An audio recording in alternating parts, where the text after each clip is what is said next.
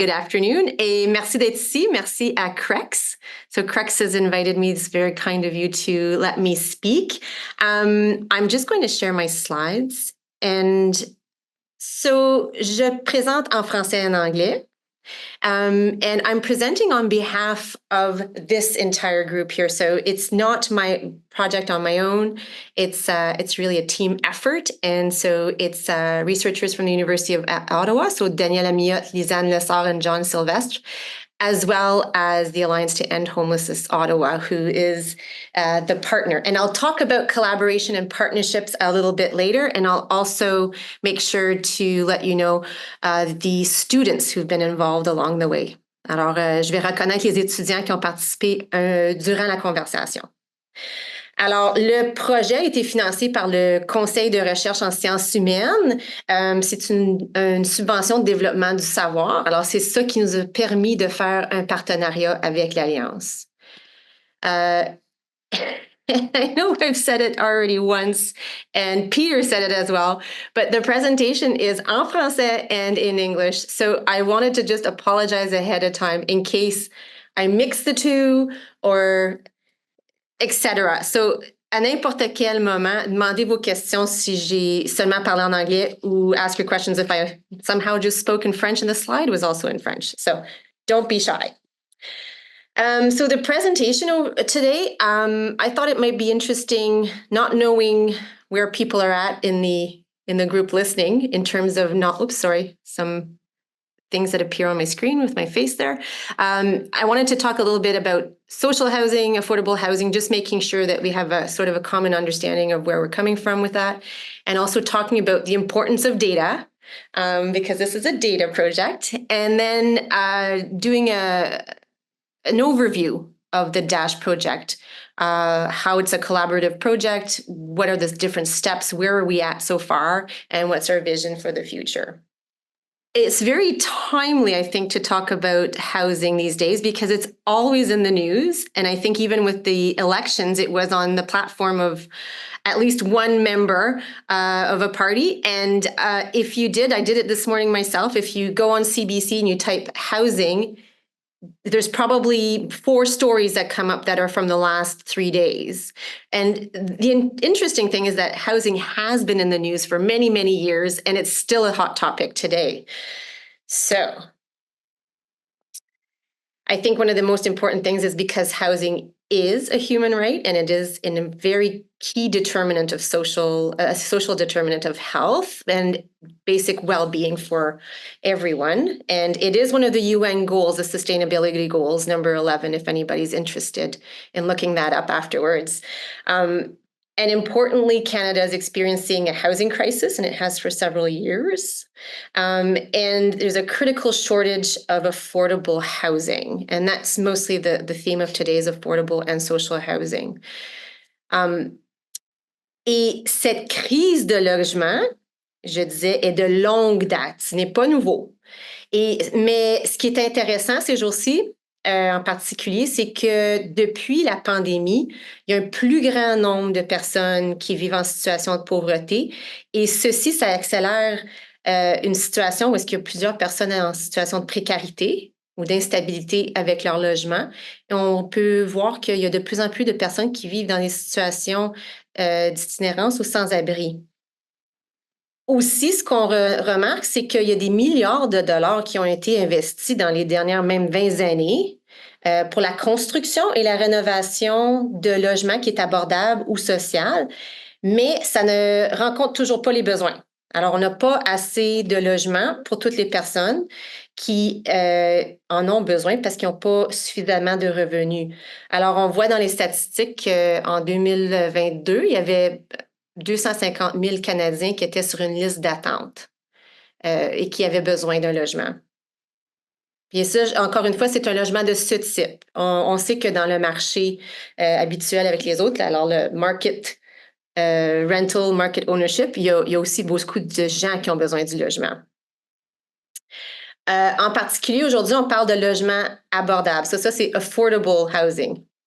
And now this slide is in French, and I think I might have Sorry. So today I'm focusing on affordable housing and social housing and just trying to make the difference between the two.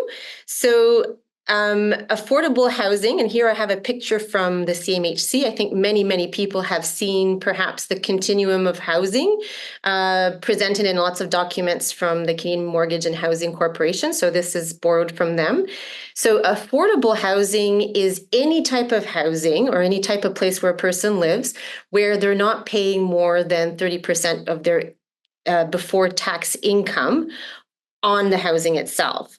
So you can have housing that's from the private sector, from private, public. It can be from a co-op, it can be a rental, it can be an ownership. So as long as the housing where you're living is no more than 30%, it would be called affordable. And I wanted to make an important note that sometimes the term affordable can be used to designate something else. So you might see that in either the newspapers or on different websites, and they say it's affordable housing that we're building. You need to check what they're using as a definition. Some people will use 80% of the average market rent. If you pay no more than 80% of the average market rent, they'll call it affordable. But that is not the same definition as what the CMHC here would recommend as 30%. So in this presentation, when I'm talking about affordable, it's really about the 30% of before tax income. Now, compared to social housing, so social housing is a different type of housing, and you can see it again on the continuum. It would be logement communautaire. So some people call it community housing, public housing. It's subsidized by the government, and it's specifically for people or households who are living in low-income situations. And you can have different types of social housing. Some of it can come with supportive services for people with different conditions. And some of it would be called geared to income. And that's when the household will pay no more than 30% of their income on the housing. And again, it's subsidized by the government in large part. What's important to know about social housing is that people need to register on some type of list in a community to access the subsidized housing. And the wait lists can vary, but they're rather long. And the Office of the Auditor General of Ontario, when they looked into how long are wait lists in Ontario, they found that they can vary from a few months all the way to over 12 years. So people can wait an extremely long time and have a lot of financial difficulties while they're on these lists. So when we talk about who needs social housing, it's important to know you don't get it right away. You usually have to wait. Now, there are some priority groups, but here I'm talking in general. So, am I speaking in French? Yes. Alors, la demande pour le logement, on voit souvent ça comme étant un problème qui a besoin d'être résolu avec la construction d'appartements ou de plus de logements. Alors, si on n'est pas capable de répondre à la demande des citoyens, ben, il va falloir en construire plus. Alors, vraiment, la construction, c'est présentement ce que nos communautés, nos municipalités, le gouvernement fédéral voient comme étant la réponse principale. Alors, la construction. Par contre, si on pense aux besoins, est-ce que construire, qu'est-ce qu'on va construire? Est-ce qu'on le sait? Qu'est-ce qu'on a besoin? Est-ce qu'on a besoin d'un certain type de logement? Est-ce que c'est du logement qui est social avec du soutien? Est-ce que c'est un type de logement pour des personnes aînées? Combien d'unités ou d'appartements est-ce qu'on a besoin? Combien de logements est-ce qu'on devrait construire? Puis où et quand est-ce qu'on l'aura besoin? Ça, c'est des questions de base que je crois on n'est pas capable de répondre en ce moment.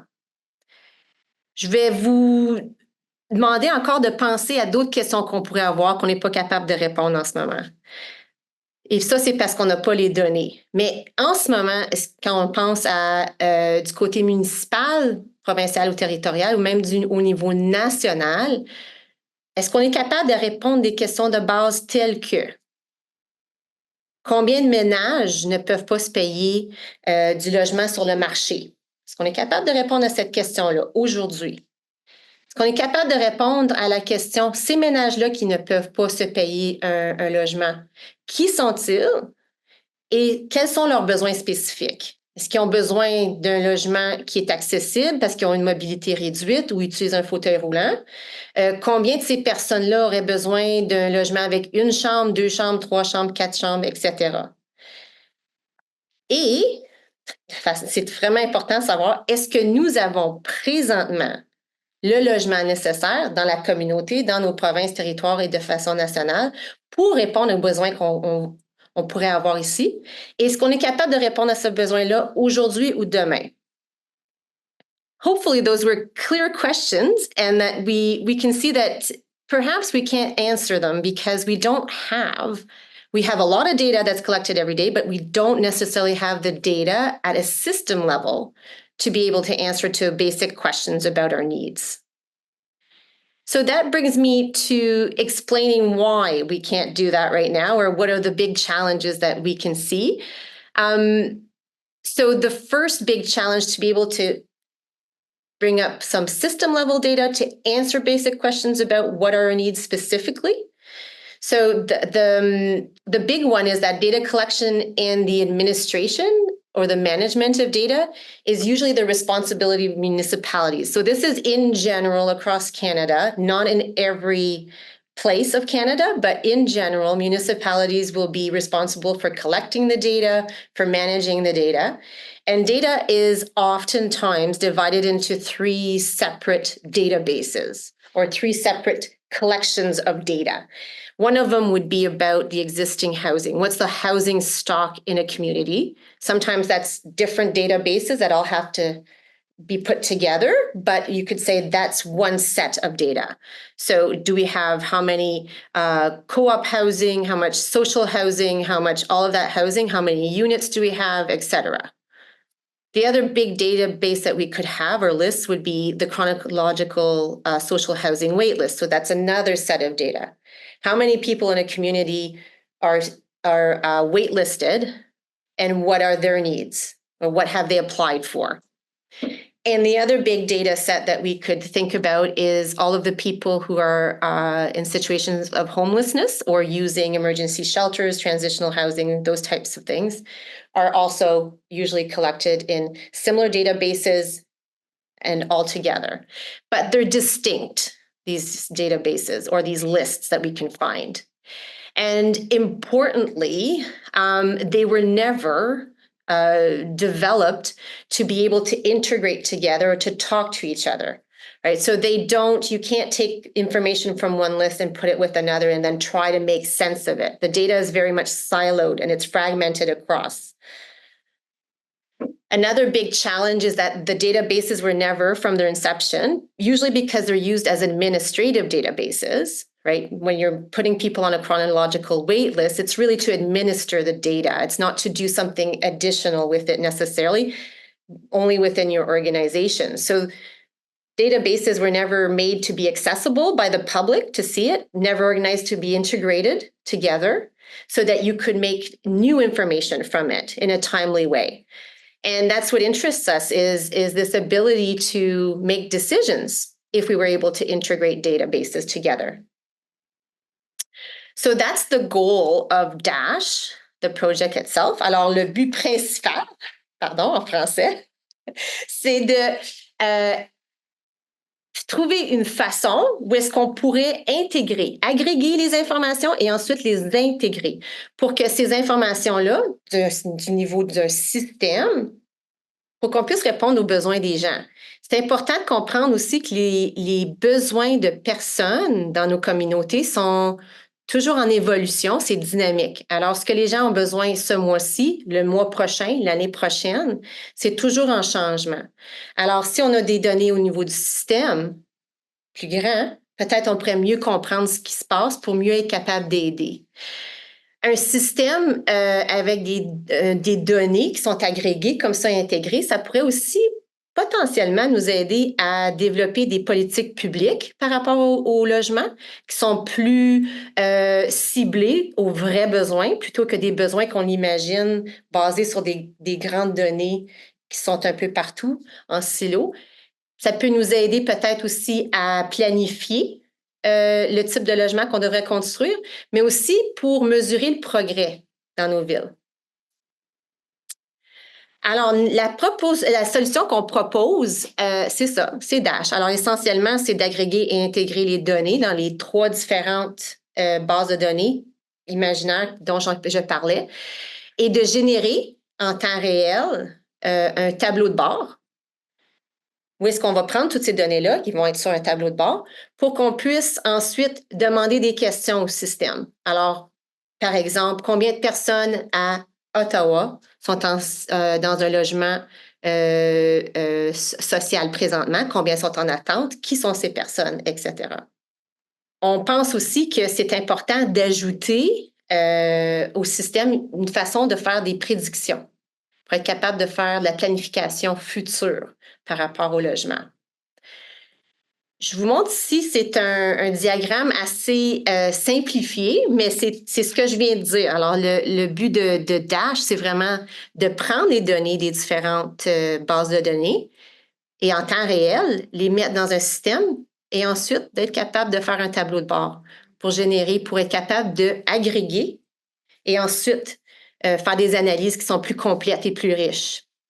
Dans le carré ici, on va voir que j'ai mis Other Data. Et pourquoi? C'est parce qu'on reconnaît que les sources de données ne sont pas toujours aussi facilement casables ou catégorisables dans nos 3 boîtes. On sait qu'il y a des données qui doivent être cherchées de d'autres sources. Oups, un instant. Je voulais rapidement faire le point sur le concept de gouvernement ouvert. Alors, nous proposons une solution qui est numérique, qui est ouverte, c'est-à-dire qu'on veut que le public soit capable de voir les différents tableaux. Et la raison, c'est parce que ça encourage la responsabilisation du gouvernement, entre autres, puis ça encourage la participation des citoyens. Alors, c'est important que tous les gens, les citoyens, puissent prendre des décisions eux autres aussi parce qu'ils ont accès à des données. Alors, c'est pour ça qu'on a appelé ça ouvert. Un dernier point par rapport à Dash, l'agrégation et l'intégration d'informations, ça ne mène pas directement à du logement. Et je pense que c'est important de souligner ça. Alors, on ne va pas avoir une construction directement liée au résultat de Dash ou du tableau de bord. Mais avec un tableau de bord comme ça, il y a plusieurs bénéfices que nous autres, on imagine. Entre autres, c'est le fait qu'on pourra cibler des planifications de construction qui sont un meilleur match avec les besoins des gens. Et ensuite aussi, on pourrait en comprenant qui sont les gens qui sont en besoin, on pourra peut-être planifier et développer et créer d'autres solutions pour les gens en attente. Il y en a déjà qui existent, par exemple les allocations, alors les rent subsidies. Alors, si on voit la population a un certain besoin, on sait qu'ils vont attendre encore 5, 6, 7 ans. Est-ce qu'il y a d'autres choses qu'on peut faire pour les aider entre-temps? Alors, être capable d'avoir un tableau de bord avec des données intégrées comme ça pourrait nous permettre d'avancer de ce côté-là. Mais aussi, comme je l'ai mentionné, des politiques publiques et aussi s'assurer qu'on s'en va dans la bonne direction avec toutes nos solutions. Aussi, c'est important. I feel like I've been talking in French a lot. I probably miscounted how many of my slides were in French and in English. So this one, I'll just go straight into English now. I think it's important to mention that there are housing dashboards that exist. There are some that are, and if it's a dashboard that you can find online, that means it's open data. And there's some that are Canadian, some in our Ontario cities, some in many of the provinces, and there's international ones in the US, there's in Australia and the UK. A lot of them are focused mainly on homelessness data. And what we're proposing, and I'm not going to go through too many details of what these dashboards have, don't have, et cetera, but we're proposing to go further with what we're going to display and the types of sources of information and also the timeliness of it. So I just wanted to make sure that there was an appropriate shout out for all those people out there who are working hard on dashboards already. So the big question, this is an ambitious project, and how are we going to go about it? So I'll take a few minutes just to Oh my goodness, the time goes by real fast. So here we go. So the first main thing is that we're using a collaborative approach. And because housing is a very complex issue, it's better when you integrate the community and researchers together. And so that's why in 2021, we had a formal partnership with the Alliance to End Homelessness Ottawa. And our team on the research academic side is very diverse: data management, engineering, social sciences, and health sciences. Importantly, the approach that we're using it's an action research approach, but there's ownership of the project between the university and the Alliance. And so everybody is involved in designing the analysis, every step of the project. And the results at the end will be owned by all of us. And just a special shout out also to the expert steering team of the Alliance to End Homelessness Ottawa, who's been guiding at different stages of the project, also giving their vision to help us along. And we also have an advisory group composed of different stakeholders in the community. So that's been very helpful to guide us. So there's really just 5 enormous steps to this project. And with the end result, what we have is what we're going for is a prototype at this stage. We're not going for an actual implemented dash system, but that's for another step. So just to limit your expectations as I'm going through this. The first 3 steps are iterative. All of them are talking to each other in terms of the results. So I'm going to go through each of step 1 and 2 and 3, but you'll see that it goes in circles. Every time we find something out in one of the steps, we need to reinform the first step, and as we go along. So this is an iterative process. The first thing that we've been doing is interviewing members of housing sector. Alors, des entrevues avec des gens qui travaillent dans le système du logement à travers le Canada, et aussi des gens qui ont une expérience personnelle, soit d'avoir eu de la précarité dans le logement ou une situation où est-ce qu'ils ont été sans abri. Et on obtient 2 différentes perspectives. Alors, quelles sont du côté du logement? Ceux qui travaillent dans le logement, c'est plus par rapport à leur pratique de gestion de données, les données qui collectent à chaque jour, et aussi comment elles utilisent et quels sont leurs besoins. Et pour les personnes qui ont une expérience personnelle, c'est plutôt de comprendre leur perspective par rapport à leurs données. Qu'est-ce qu'ils trouvent acceptable de partager sur un tableau de bord? Quelle sorte de vision ils aimeraient voir pour eux-mêmes aussi comme utilisateurs de données? Et chaque groupe a la chance de voir notre prototype pour donner leur feedback. Les résultats des entrevues, on est seulement rendu à 2 villes, chacune dans une province différente, puis on veut se rendre à 6 par la fin de l'année avec des entrevues. Et le but des entrevues, c'est vraiment de comprendre les exigences du système. Alors, ces gens-là vont nous parler par rapport à la confidentialité, c'est important, l'utilisation de ci, ça, c'est important pour nous. Alors, d'un bord, dans les entrevues, on comprend mieux les exigences d'un système, et de l'autre bord, on comprend quels sont les facteurs qui vont influencer une implantation d'un système comme ça dans une municipalité ou même à l'échelle nationale. Alors, on a 2 étudiants, je les ai nommés ici, qui travaillent présentement à faire les analyses avec nous et les entrevues. La prochaine étape du projet, c'est vraiment de travailler le prototype lui-même de Dash. Alors, on a plusieurs étudiants qui sont nommés ici, qui ont travaillé, alors sont à la maîtrise. Chaque personne a maintenant fini sa maîtrise, mais ont aidé à avancer le prototype. Quand on développe un prototype, c'est toujours complexe, c'est plusieurs étapes, mais on a commencé avec celle-ci qui était des explorations parce qu'on trouvait que c'était les priorités, ça. C'était la collecte et l'utilisation des données au Canada. Sorry, this is supposed to be in English. So the steps that we've started, or that several months ago now, when we started developing the prototype. So we wanted to better understand how the collection and the usage of data in Canada, more at the governance and the security of data, privacy, confidentiality concerns, those types of things. And also what's important about anonymization and the laws around that, again, with confidentiality.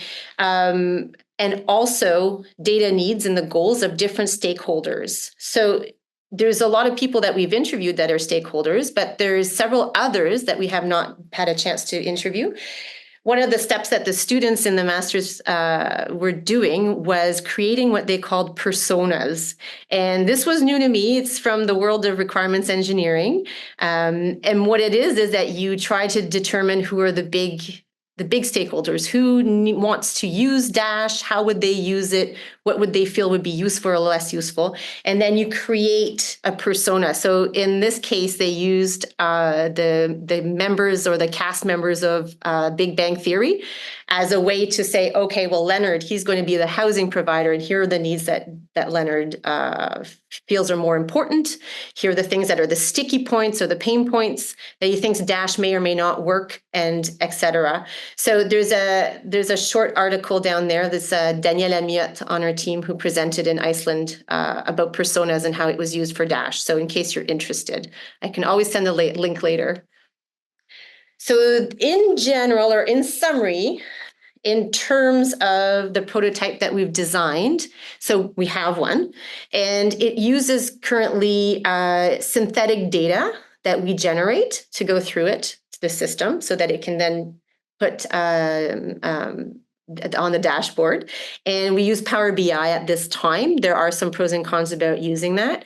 But basically, I want to the word synthetic is in red here, because what it does is when I'm going to show you the prototype or elements of it in the dashboard, you're going to say, goodness gracious, that doesn't look like the population of Canada in terms of the proportions of people, right? In terms of the numbers when you're going to look at it. So people who know about how many people should have, let's say, like how many veterans might be on the wait list, you'll see that it's off in terms of proportions that we're expecting. So, but it is synthetic data. So the main dashboard screens or things that, the visualization, the views that you can see. So we've got demographic data about people who are on a wait list. We have an idea of the different types of stock that you can find in a municipality. So is it apartments, is it houses, et cetera. Also looking at trends. And we've added predictive analytics. So that's an interesting aspect that we've been working on. So the idea behind that is that households, like the needs will change over time. So if you have a list of people who are on a waiting list for 10 years, they will get older. If they sign down with children, the children will be older and they will no longer need that 5-bedroom apartment. So the people change. They might need now more an accessible unit because they have had some challenges with mobility that are new. Again, the children leave, but there's also just the ins and outs, the flow of people. But there's also politics change and things like that. People come as refugees to Canada, and it throws off a bit of how we can see who is in need. So predictive analytics is what we're working on as well. So are there some things that we need to predict to better plan in the future? And what data should we be tracking over time? So these are things that we're still trying to understand. We have one of the students who has already done some of the programming for this section of the dashboard. But this is something that we continue to think about. What do we need? So I wanted to quickly show you. And I think it's important also to say that the versions of the dashboard continue to evolve as we learn new things and as the students change as well. What they understand is the task and the vision. So this is our older dashboard, and all of our dashboards are drillable. So if I click, let's say, on Ontario, notice that the numbers of people, so this is a number of people on wait lists. So if I said Canada, we'd have these, again, is generated data. So they're nowhere near the real numbers. So it's just to demonstrate how a prototype such as this, how it works. So 460 people are waitlisted in Canada. And then as you click on Ontario, they say, oh, in Ontario, it's 66. And here are the demographics of the people who are on that wait list at this time. So in terms of, so these are things that we started with. So we had the diversity status of people, how people identify in terms of gender, immigration status, disability. And this is in particular with how it would affect the housing. So if you need a walker versus a wheelchair, those are different requirements in terms of your lodging or your unit. So this is one of the first iterations. So you'll notice that some of we've shown this during our interviews, and people will comment on saying, well, I think this is more important to know. The demographic data you have there, I don't think is as important. I think you should add this instead, etc. So here are some trends. So about people moving in and out, depending on the province or the territory. And again, you can see, well, what are they needing? So in terms of the bedroom, was it a 5-bedroom? How many people? So there's 20 who needed 5-bedroom apartment in our list of in Nova Scotia, territories, Northwest Territories. Of the 25 people waiting, that's what they need. So you can also see here the trends. Now the trends, again, it doesn't very much mimic reality, but it tells you how many people are waitlisted and how many people are off the list and on the list as time goes by. And again, same with the awaiting, more details on that. Our second, the next iteration has a lot more information about the housing stock. So how many of a certain kind and what are the features? For example, is it supportive housing? How many units exist? How many units are needed at this time based on the wait list?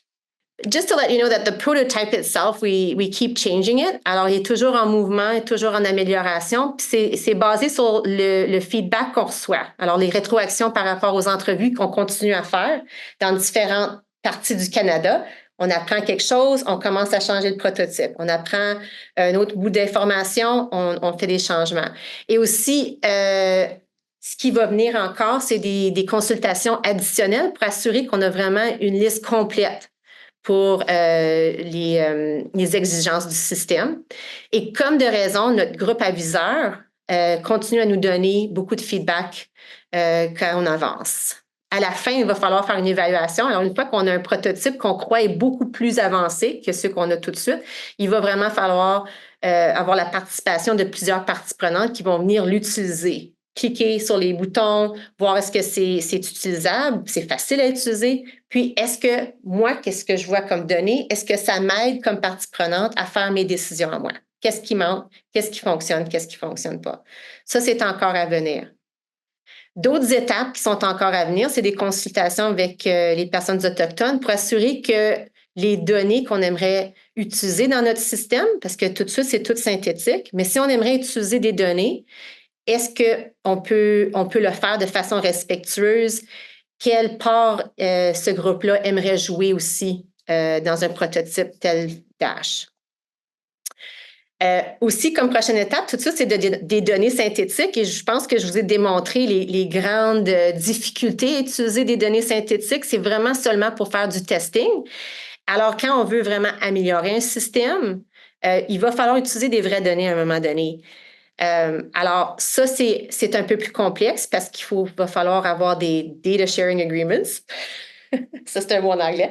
Mais aussi s'assurer qu'il y a le consentement au niveau individuel quand les données rentrent, disons, un refuge d'urgence. Quand la personne donne ses données, il va falloir avoir un certain consentement pour dire c'est utilisé aussi à des fins de recherche.